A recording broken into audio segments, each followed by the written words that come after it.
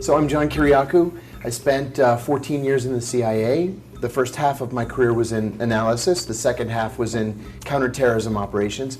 I was the chief of counterterrorism operations in Pakistan after the 9/11 attacks, and led a series of raids in March of 2002 that resulted in the capture of Abu Zubaydah, who we believed at the time was the number 3 in Al-Qaeda, and I'm not allowed to say the number, but many dozens of other Al-Qaeda fighters. Abu Zubaydah was the first high-value target that we had captured after the attacks, and so he was sent to a secret prison, and I returned to headquarters at the end of my tour. I was asked when I got back if I wanted to be trained in the use of enhanced interrogation techniques. That was the terminology. I had no idea what that meant. I'd never heard it before. And when I asked what it meant, and it was described to me, I said, that sounds like a torture program. Oh no, I was told the president had approved it. It's not a torture program, it's illegal. To me, even if it was legal, or it was legal, not illegal, even if it was legal, which I believe it never was legal, it was still immoral and unethical. And so I declined. I'm sorry to say that of the 14 people who were asked, I was the only one who declined. Wow. Yeah, and you know, they were friends of mine, these other 13 guys. We socialized together. I went on vacation with a couple of them. Our children played together. And they were willing to do monstrous things. And so on August 1st, 2002, the CIA began torturing Abu Zubaydah. The president lied to the American people consistently from that day onward, looking right in the camera and saying, "We do not torture." Those were his exact words. Well, I left the CIA in 2004 and I went into the private sector, and I kept waiting for somebody to come forward and say something about this program. And nobody said anything. I waited 5.5 years. And then finally I got a call from ABC News, from Brian Ross, asking if I would go public. I said that I would think about it. How did he know that you He said he had a source who told him that I had tortured Abu Zubaydah. I said that was absolutely untrue. I never laid a hand on Abu Zubaydah or on any other prisoner. And I said, in fact, I was the only person who was kind to Abu Zubaydah. I guarded Abu Zubaydah the first 56 hours of his captivity. I never left his bedside. And we did a lot of talking in those first 56 hours. So I never laid a hand on him. I was nice to him. I got a lot of great information out of him because I was nice to him. And then the president made that statement finally in December of 2007. "We do not torture," he said. Of course, that was President Bush. Oh, Bush. George Sorry. W. Bush. Right. And then a few days later, in response to a question that a reporter shouted at him as he's getting on the presidential helicopter, he said, well, if there is torture, it's the result of a rogue CIA officer. And it was that statement. They were trying to pin it on you. On me. I 'Cause called you my were the wife. one guy who didn't want to do it. I was the only one who turned it down. And I said, Brian Ross's source is at the White House, and they're going to pin this on me. So I decided that no matter what Brian Ross asked me, I was going to tell the truth. And so I said 3 things in that interview that have changed the course of the rest of my life. I said that the CIA was torturing its prisoners. I said that torture was official U.S. government policy. It was not the result of a rogue. And I said that the policy had been personally approved by the president. And so, within 24 hours, as you can imagine, the FBI began investigating me. They investigated me from December of 2007 to December of 2008. And then they sent my lawyer what's called a declination letter, saying that they had determined that I had not committed a crime, and they were declining to prosecute. So it was a happy day. What I didn't know was that 3 weeks later, when Barack Obama is inaugurated as president, John Brennan asked him to secretly reopen the case against me, which Justice did. I had no idea. How did you find out that John In discovery, Brennan... after I was Wow. after I was arrested, 3 years later. Wow. So this went on from January of 2008, January of 2009 rather, to January of 2012. The FBI was intercepting my phone calls. They were intercepting my emails. They had 3 different teams of surveillance on me. At the behest of John Brennan. At the behest of John Brennan. So that's a lot of insight into the interaction between the FBI and the CIA. Boy, is it. Wow. Yep. And then I was arrested in 2012 I was charged with 5 felonies, including 3 counts of espionage. And remember, in some cases, espionage is a death penalty charge. Yeah. It's the gravest charge with which an American can face. And so I hadn't committed espionage, of course, and eventually those charges were dropped. But this just gives you an idea of what whistleblowers are up against. Remember, the government has unlimited resources. Right. Literally unlimited resources. And they do 2 things in order to ensure a conviction. First of all, according to ProPublica, the federal government wins 98.2% of its cases. Wow. Right? Those are like Saddam Hussein kind of numbers. Yeah. Seriously. Yeah. You know, when Saddam Hussein was running for re-election and got 98%, we would laugh. We would say the fix was in. Well, justice wins 98% of their cases, and we say they're geniuses. Right. Right? Or everybody else is a criminal. So they win 98.2% of their cases. Almost all of that is a result of plea bargains. So they do 2 things. First, they do something called charge stacking, where they will charge you with 10, 20 felonies, right? Whether you did them or not. Whether you did them or not, and you likely didn't do them. Right. But they charge you anyway. They make you defend yourself. They wait until you go bankrupt. Right. Yep. And then they come back and they say, we'll dismiss all the charges but one if you take a plea. Well, what are you going to do? You're facing 100 years in prison. They're offering you 2 years. And you have no money left. You're broke, and you have a 1.8% chance of winning. So what are you going to do? It's an economic decision.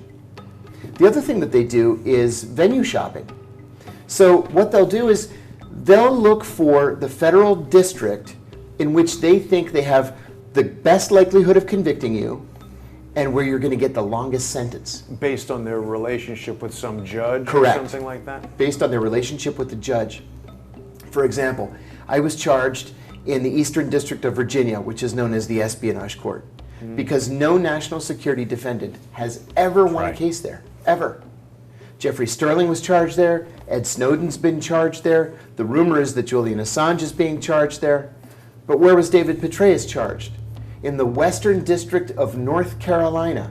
Interesting. So when he took a plea to a misdemeanor charge of providing his adulterous girlfriend with the president's above top secret black books and outing the names of 10 covert CIA operatives, and he was sentenced to 18 months of probation and a fine, the judge came down from his bench to shake his hand and thank him for his service to the country. That doesn't happen in the Eastern District of Virginia. Wow. Wow. So there's virtually no chance you're going to be exonerated. My lawyer said something to me once. When the government finally offered me their final deal, which was 2.5 years in prison, I said no, because I didn't do anything wrong. And one of the lawyers said, you know what your problem is? You think this is about justice, and it's not about justice. It's about mitigating damage. Your lawyer said that? Wow. He said, if you were my brother, I would beg you to take the deal. It doesn't matter if you're innocent. And so I took the deal. John, that is a staggering bit of testimony right there to really Welcome realize, to justice in America. Right, to realize how corrupt the justice system is. Now, there was a fascinating conversation going on between the 3 of you as we were setting up about some of the individuals that have been involved in each of your cases who remain involved in the Department of Justice today and who were pivotal in this Russia collusion, Russia gate, this thing that's led to Robert Mueller's special counsel. Now, Kevin, were you and John in the CIA at the same time? Well, I think we were. Yeah, and then we were. I came out in 2002, and then what happened? I was trying to find you. You know, after they charged you, and I went on these lines because I was going to come down and visit you and just say, "Stay strong, man." Thank you. Because they were still trying to come and pick us up. Yeah, I followed your case in the Washington Post. Yeah. And so they broke into our house. They painted a chemical on the ceiling to try to conceal whatever the toxin was. I and my family were followed. Of course, we reported to the FBI, and they said, no, we're not interested in that. And I'm like, come on, they're doing this on U.S. soil. This is the CIA. This is against the law. And they didn't want to touch it. So I filed a personal injury suit, and I caught them breaking into the house. I had affidavits from all the guards who were ordered to follow us. They were good guys. These were CIA people. Well, these were, they're under a different status, let me just put it that way. But they're connected directly. So they gave us affidavits that we were ordered to follow you and your family. The order was given to burn down our house and get us out of there and burn the thing. These contractors to the ground. gave you these Yeah, they were actually government employees on this base. I had all the affidavits and everything, so I filed suit with a federal judge, and he was like, Mr. Ship's got you over the barrel, because I had all this evidence, I had affidavits, I had pictures, the whole shebang. So the CIA, and this was under John Brennan and George Tenet. Now, I didn't know it was Brennan at the time, but these same snakes keep rearing their ugly heads. It's a small town. It is a small town. They're all interconnected. Don't forget Mueller. And Mueller, yeah, who let the HSBC bank thing go when they laundered drug money, you know, along with James Comey, his buddy, but that's another story. Anyway, so I filed a suit, and the evidence was so strong, the judge, which was unheard of, ordered the CIA to legal mediation in Washington, D.C. So we went, and I presented my case, and I remember the CIA security officer, who was actually on the director's staff with me years before, when I laid all the evidence out, his jaw dropped. I remember him going, I mean, they didn't realize what we had. So the judge ordered the CIA to mediation. They signed it. It's up on my website now. I just put the whole shebang out there, put that up and everything else. And we thought it was done, you know, this horrible nightmare is over. And 3 days later, the CIA calls my attorney and says, if Mr. Ship does not accept a fraction, as I said before, a fraction of the settlement, we're going to invoke the state secrets privilege and seal his case forever so no one can ever see the evidence and Congress has no access to it. I didn't know they had that power, but they do. They use it with NSA people. You may know some, they tried it with the NSA surveillance program. So they did. They hit me with the state secrets privilege, threatened me and my family with prison if we even talked to our attorneys about the evidence, and sealed the case. Violation of the First Amendment. Big time. Oh, So just do it. Well, it's exactly what I did. And after all of that, this is criminal, it's unconstitutional, my family is sick, they're telling my kids, you can go to prison if you talk about this. And after about a week, that's when I went to the Post and I said, this is a violation of the state's secrets privilege, I'm standing up against it. I know I'm probably facing... The Washington Post, yeah, and I know I'm probably facing prison, but at this point, I just don't care, you know. And they never did. The Post went straight to the CIA, as I said, reported it to them, and then I wrote from the company of shadows and built a code in there just because I'd had it. And they missed that, and so we went for how many years? 5 years waiting to be arrested. I remember sitting in my office, I had an office window, and I just sat there waiting for the black Suburbans to pull up, and I was going to walk out and say, make my day, you know, and they never came. And I guess 5 years is a statute of limitations. I guess they never showed up because what they did was a criminal violation, several of them, and they knew that if that case came out in the public, it's all going to be exposed. But man, they went after me with a vengeance. I lost my retirement. We lost our house. They had 9 attorneys on my case. I had 1. We were running out of money, and that's a procedure that they use, as you know, absolutely. to absolutely destroy you and your family. That's really terrible. I mean, I think most people who are watching CNN, Fox, reading the Washington Post, they have no idea. I speak to so many people who tell me, oh, you know, Jason, you're a conspiracy theorist. I trust the government. But I'm sitting here with 3 individuals who were in the government, in the service of the people of the United States of America, whose constitutional rights have all been violated. It's worse than that. It is worse. Because in our case, right, they didn't have anything to go against because we stayed in channels. We went to the inspector generals, we went to the intelligence committees. We did, as Feinstein said, all the proper channels.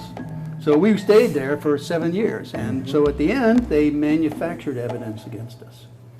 And they put it in affidavits. That was a big mistake. So now, and somebody felt so bad about it, what they were doing, that they gave us a copy of the draft indictment.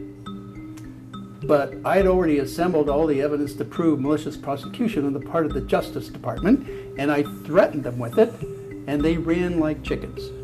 And that was the end. I've never heard of it since then. And that's what they are. They're cowards. Yeah. They're career cowards. I mean, when you expose the sunlight is the best disinfectant. Yep. And when you do that, these people run scared. Yep. Well, it's good that there was a whistleblower who helped you. I mean, people within these agencies should be very concerned because they're essentially you guys. And if the agency turns inward on them, I think they would want someone exposing the indictment. Well, I didn't, that was somebody in the DOJ, but that came in afterward, after we threatened them and they ran. So then they said, well, gee, look at what they're doing. So they sent it through by Pogo or somebody, and we got it through the grapevine. But the point was they raided us, took all our material, destroyed our business, right? But we recovered the material afterward because we're always backed up. If you know who you're up against, I expected them to attack us with through an active attack in the computer. Sure. I didn't expect them to physically do that because, we didn't do anything, So, but they wanted to get intellectual property too, which we never put in paper or on the computer. So they got nothing. So, but the point was that they had multiple reasons to do that. Vendetta because NSA, we complained about the fraud, waste, corruption at NSA, and the Inspector General found that everything we said was true. Department of Defense Inspector General did the investigation for 2.5 years and finally published in 2005. We complained in 2002, came out in 2005 and said, yep, everything we said was true. And this was under Hayden, okay? That was all this corruption. The worst of them all. Oh my gosh, yeah. But Mueller was the FBI guy at the time, so he helped manage all this attack on us. Also helped manage some of his FBI agents. Also put in the sworn affidavit to get the warrant. They put in lies in there to get it. And this was I can't remember the guy's name. It'll come to me later. But at any rate, I know the guy's name. Paul Marek. That's it. A Special Agent Paul Marek. He was the guy who signed the affidavit with lies in it, and we knew it was a rush job because it was the second day after Gonzalez's testimony to the Senate Judiciary Committee about the terror surveillance programs, things we were complaining about, them spying on U.S. citizens and all that, as well as the corruption, fraud, waste, and abuse in NSA and others. Of course, it led to others; they were part of it too. So. Yeah, I knew it was a setup, and so when the agents were there searching through our home, I said, I had to ask them, I said, did somebody outside the FBI tell you to come here and do this? And of course I knew I hit the nail right on the head because the body language from every agent just said, they all kind of backed off. It's like when you catch your kid with his hand in a cookie jar. That's what I did. And these guys all looked to Marek to answer because Marek was the only one, he was the only one who was cleared for the programs they wanted to silence us on. That was the Stellar Wind domestic spying program, which is still going on. That's the one they're still trying to protect. That's why you don't hear about NSA, you hear about CIA and FBI. Let's push those guys out front, let them take the flak, keep this real program hidden so that the public never knows, but we'll have all the data and information on everybody so we can control the entire population. Okay, that's the whole point. So at any rate, that's what they were doing, and that's the reason they're trying to keep it still hidden. And so all the cover-up is being done by the intelligence committees as well. Yeah. Wow. That's right. So you've just said something that put a chill through this whole room, that control the entire population. That's right. That's underway right now. That has been for quite some time. People they went realize after the Tea Party with the IRS using this program. They went after the Occupy Wall Street people. They went after Elliot Spitzer to stop going for the bankers, right? They had to get rid of him. They used this data to do it. Mueller and the FBI and Alexander and NSA, right? And then they used it against whistleblowers for sure, but also the Jim Rosen, the Associated Press. You have to silence anybody in the press that's going to report anything that you don't want reported.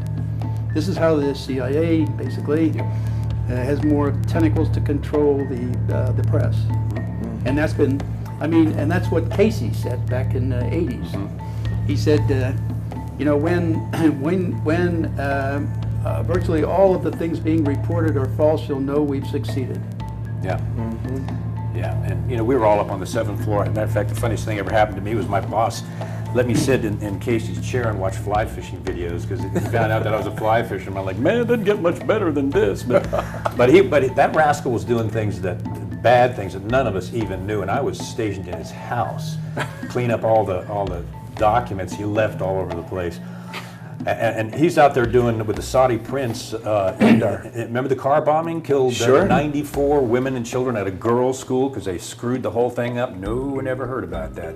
That number of people died, and that's the kind of stuff that was going on.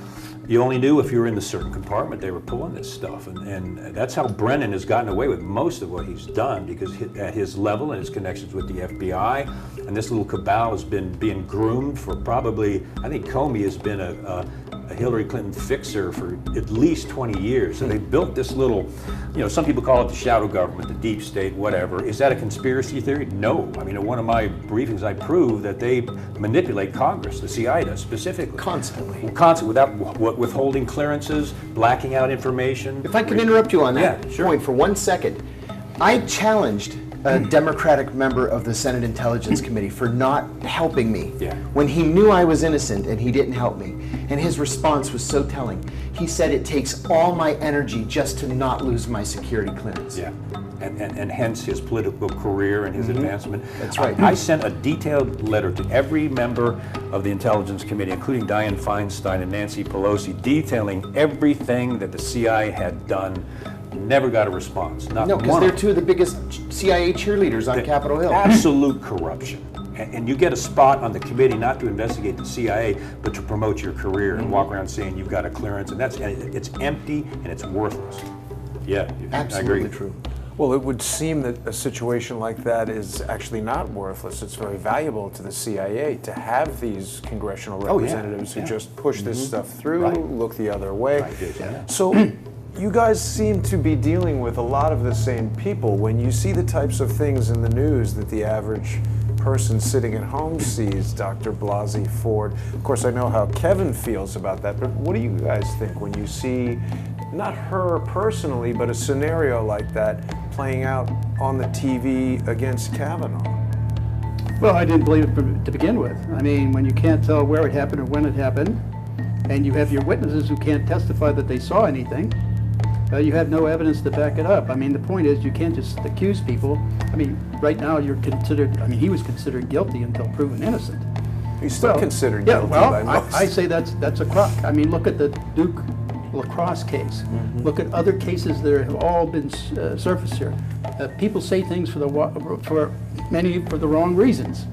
So and so when you say you have to just believe women, well, I'm sorry, that doesn't work. You have to have some evidence or some backup to verify what you're saying. You can't just say something and I mean the whole point of our Constitution is you're really innocent until proven guilty. Kevin said many times we're living in a post-constitutional America. So, I mean, each of they've your scrapped it, stories seem to prove that out. Yeah, That's they've right. scrapped it. Except they still play word games to it. They keep saying, oh yeah, we believe in the Constitution. They'll play that word game. That's why it's best to do it out in public, to address them in public. How dangerous is that, Bill, the trampling of the Constitution that we're living under right now? Well, it leads to many very bad things that you're hearing, some of them right here. I mean, what they do to people, that doesn't count all the murders they do around the world. Right. I mean, and they just have no conscience. I mean, if you believe in the Constitution, you believe in human rights. And you don't do these kinds of things. And through the veil of secrecy, the abuse of unconstitutional secrecy, I know John and I mean, there's a good use for it in some occasions, like we were undercover. If we would have been known, we would have been killed or worse. So not all secrecy is bad, but the way they're using it now as a weapon is illegal, it's criminal, it's unconstitutional. People are dying by the tens of thousands. They've left the Constitution completely. The CIA, NSA are outside of it, now the FBI. That is a constitutional crisis. That is serious, because that affects all American people, that the greatest single most document and the Bill of Rights that keeps us free, they have circumvented that. And remember, it's illegal to classify a crime. If something is a criminal act, it is illegal to classify it for the purpose of keeping the information away from the American That's people. Executive Order 13526, Section 1.7. See that? Issued by Ronald Reagan. Yep. Well, no, it's every president signs that. Yeah. They all sign it. Yeah. That's the government. That's the document that governs classification for the entire U.S. government. I want to add one thing too.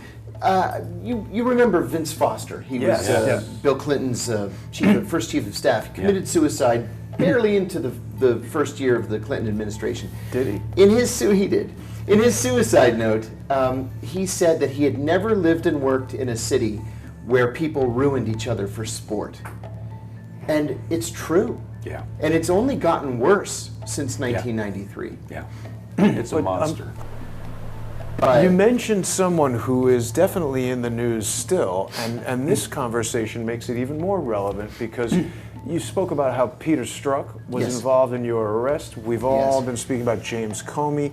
In his book, James Comey opens chapter 10 talking about why he never met Hillary Clinton, and he speculates it was because of his role in a law firm hired by the Senate to investigate Whitewater and his investigation of Vince Foster's suicide. I found it very strange that he was speaking about that. But let's move on from Vince Foster. I want to hear more about Peter Strzok's involvement in your arrest. Why don't you tell us a little bit more about that? To tell you the truth, I didn't realize that it was Peter Strzok who had arrested me until the Washington Post reporter told me so. He said he had filed a Freedom of Information Act request on Peter Strzok and found a document indicating that it was Peter Strzok who had arrested me in January of 2012. There are a couple of things that I remember about that day. So right after Obama became president? Or? January 12, 2012. Uh-oh. So Obama he had been president for since 5 '09, years. yeah. Right. I remember coming out of the FBI conference room and Peter Strzok saying to one of the FBI agents who interrogated me, he said, "God, please tell me that he implicated himself." And the agent said, "Not really." And I said, "I want to talk to my attorney and I want to talk to him right now." That's the only thing that saved me from being arrested. I want to add something that I think is very important, especially for viewers or listeners who don't have experience in this kind of thing. That interrogation took place on a Thursday. The FBI tries to make all of its arrests on Thursdays. So why do they do that? Because the federal courts don't hold arraignments on Fridays. So you spend Thursday night, Friday night, Saturday night, and Sunday night in jail in the same clothes, waiting to be arraigned Monday morning. Well, if it's the DC jail, you're going to be softened up a little bit during the course of those 4 days. And that's exactly what they want to happen. You're getting beaten up in jail. You're getting beaten up because you're a middle-aged white guy in a suit. And they do it on purpose. So the only thing that saved me was I said, I want to see my attorney and I want to see him right now. And then my attorney said that I would turn myself in the following Monday, which I did. But in the intervening few days, Friday, Saturday, Sunday, and then Monday morning, the FBI followed us literally everywhere. And I mean like right on us. They made no attempt to hide their surveillance. They followed us into church on Sunday and sat in the pew directly behind us. They followed us into Target. They followed us into a restaurant. There were 6 cars parked all the way around my house, on the block around my house, to the point where neighbors were calling me and saying, "Hey, there are a couple of cars out there, people sitting in them just staring at your house." And what am I going to say? "Oh yeah, don't worry about it, I'm going to be arrested tomorrow." What do you say? You know, people aren't stupid, they're observant. Well, John, talk a little bit about why the FBI was after you and how they came after you and why was Strzok there. It seems like Peter Strzok is part of a special team for arresting people who haven't done anything. It does, doesn't it? He's the head of the National Security Division. He was the head of the National Security Division at the Justice Department. So he would have ultimate arresting authority over anyone being accused of a national security crime. So, yeah, I mean, it's a small town, and so there aren't that many people that are involved in this little world. I got in trouble because John Brennan demanded that I be prosecuted. After I was arrested and my attorneys received discovery from the Justice Department, we found a series of memos, one from John Brennan to the Justice Department saying, "Charge him with espionage." And then the Justice Department responded saying, "We don't think he committed espionage." And then Brennan responded back and said, "Charge him with espionage anyway and make him defend himself." And that's exactly what they did. Wow. And then once I was charged, or even before I was charged, for 3 years, Robert Mueller had set up the John Kiriakou Task Force. It was actually named the John Kiriakou Task Force. They even hired a special prosecutor, Patrick Fitzgerald, who has never lost a case, right? He put Rod Blagojevich in prison, the Chicago mob, he cracked, he's never lost a case. So they brought him in as special prosecutor and U.S. attorneys, assistant U.S. attorneys from around the country to be a part of this John Kiriakou task force. For what? Because I spoke to the FBI? Right, let's cover that. I mean, to for the what? New York Times, rather? Let's cover that for what, again? Yeah. You're in the CIA, they're talking to you about these enhanced interrogation procedures. Now, if I ever ask any of you guys about anything that you can't speak about, obviously you'll tell me Sure. that. So, we've heard about waterboarding. What kind of torture were they instructing you to do? Well, waterboarding was certainly a major part of it, and that's the part that's gotten most of the press. Right. But I always thought that there were techniques that were worse than waterboarding. One was called the cold cell, where a prisoner is chained to an eye bolt in the ceiling, so he can't get comfortable in any way. He can't sit or lay or kneel. He's just chained there. He's stripped naked. The cell is chilled to 50 degrees Fahrenheit. Wow. And then every hour, a CIA officer goes into the cell and throws a bucket of ice water on him. Can't you die from that? And we killed 2 prisoners with that technique. Holy cow. Now remember, the Justice Department never said we could kill people during these interrogations. Well, but also, you don't even know if they've done anything. If you're interrogating them, And frequently they haven't done anything. Don't forget that 75% of the people that we had at Guantanamo were released because they were utterly innocent of any crime. Wow. There was another technique, sleep deprivation. We know from the American Psychological Association that people begin to lose their minds at day 7. They begin to die at day 9. The CIA was authorized to keep people awake for 12 days. Wow. Well, there are prisoners now who are unable to participate in their own defenses because they've lost their minds. Permanent mental damage. Permanently damaged. Yes, correct. Another thing, too. What about those CIA officers that went beyond what was authorized by the Justice Department? What about those CIA officers that beat people to death, or hanged people, or forced suicides, or put drills next to prisoners' heads, or loaded guns next to their heads? What about Abu Zubaydah, who had an irrational fear of insects, being put into a coffin and then having a box of bugs dumped on him and the coffin closed? He was left in there for 2 weeks. What? Those techniques were never authorized by the Justice Department. So why in the world did Barack Obama say at the very beginning of his administration that we're going to look forward, not backward? Why? Serious crimes were committed. And where's the congressional oversight? There's none. Wow. People ask me all the time, why didn't you go to the committees? Why did you go to the press? Why didn't you go through your chain of command? My chain of command created the torture program. The committees approved and funded the torture program. Wow. The only place to go was the press. Yeah, Gina was the wrong appointment. Why for do that you think position. she got that appointment? Gina's one of the insiders. I mean, she was really the consummate insider.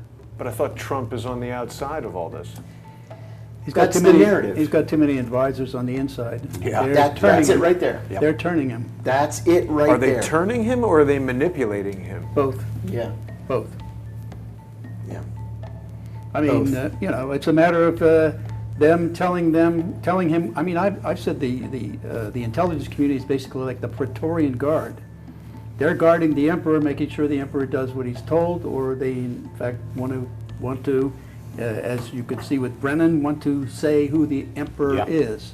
Yeah. And let me add something So- to that, because Bill's exactly right. One of the things that the CIA is very, very good at, the day after a presidential election, the president-elect is entitled to a PDB briefing, President's Daily Brief. This is the most highly classified information in the community, is briefed to him on a daily basis, all the updates from around the world. Well, when you have a president like Donald Trump, like Barack Obama before him, that doesn't have any experience in intelligence or in foreign affairs, they're enthralled by this information. When a president-elect sees his first blue border report or black border report, What does that mean? classified at levels above top secret, and his briefer says, Mr. President-elect, let me tell you the cool things we're doing around the world. They know they've hooked him. And they bring him in and they make him a part of the gang. part of that scaring the shit out of him. And they've recruited him. Exactly. Ego washing, brainwashing, and scare the that's crap it. out of the president. But this is Mr. President, just leave your mind-blowing. hands off and we'll take care of this. And This you is, won't this get in is what the trouble. Praetorian Guard does. Yeah. It's like mind-blowing information that any human brain is kind of Holy unable to crap, cope with. Yeah. It's like, Basically. yeah. Yeah. Well, and remember, Gina Haspel destroyed 10 of the videotapes of interrogation. She put him in an authorized industrial it. grinder. Yeah, and destroyed him, and yet still became director of the CIA. That's right. And Congress looked the other way, and the right. Intelligence Committee, so-called. And she's the one who destroyed him. Now she's director. See, what's being lost here is that this entire process of corruption and cover-up and everything that to sustain the ongoing process the way it is, that's festering and it's becoming a boil in the entire, it's our entire country is becoming just diseased by this process. And then we pass it around the world. So I call this the metastasizing malignancy, Yeah. destroying democracy everywhere. Yep. Do we have any hope, Bill? My hope was that we could hire 3 regiments of samurai one night. Pay them well and do Short what of you that. do. They should be able to handle it. Yeah. That's like Yeah. 9,000 guys swinging That- swords. And that's the $1 million question. What can we do about this? Because it's so far gone.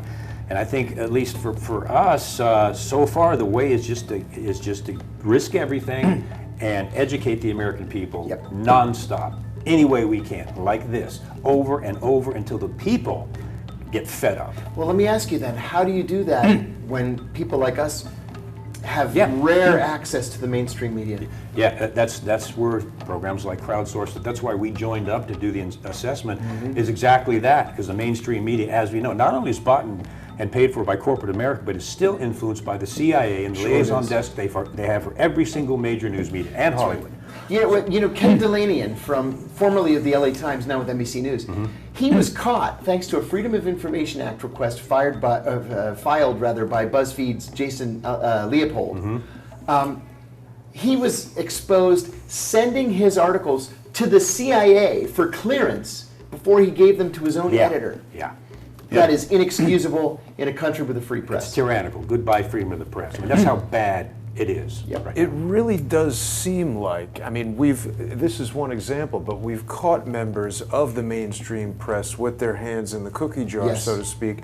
It almost seems like they're integrated with the intelligence community. There was they a are. lot of reporting from a guy named Shane Harris, first at the Wall Street Journal, now at the Washington Post. When you said the Washington Post went right to the CIA,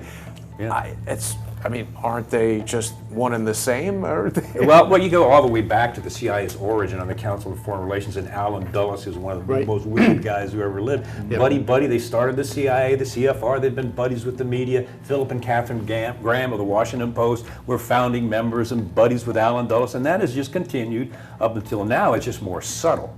But I found that out the hard way when they went straight to the CIA, reported my case, which could have put me in prison.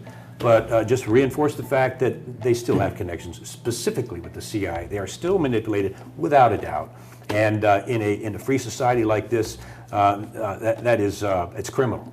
And not only is it criminal, goodbye Constitution. That's why I say we're in a post-constitutional government, because the shadow government, deep state, CIA, NSA, whatever you want to call it, is manipulating Congress. They're manipulating the president's re-election, as we're seeing now, and they're manipulating the judiciary by coercing them into passing the state secrets privilege. If somebody does get evidence, they nail them and shut them down with that. So they're controlling all 3 branches of government, specifically the CIA and the NSA and the FBI. And now the press and social media, it would seem. And the major companies running Facebook and so on. Yeah, they're all part of it. The prison program, they've been co-opted in, as have the banks, right? They're all in it together. So, I mean, I think Goethe captured it the best. He said, no one is more hopelessly enslaved than those who falsely believe they're free. That's us. Yeah.